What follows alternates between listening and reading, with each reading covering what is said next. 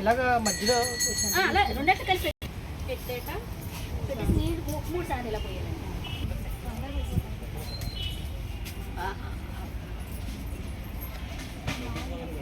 नैवेद्य चक्र पायस हरवार सहित चित्रान सहित सकल भक्ष भोज्य नैवेद्य होमल सजी ब्रह्मण मध्य मध्य बनस्ते అది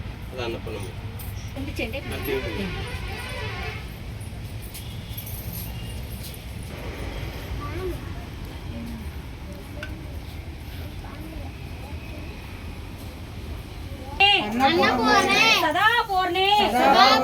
శంకర ప్రాణ వల్లభే జ్ఞాన వైరాగ్య సిద్ధ్యార్థం భిక్షాందేహి చ పార్వతీ మాతా చ పార్వతీ దేవి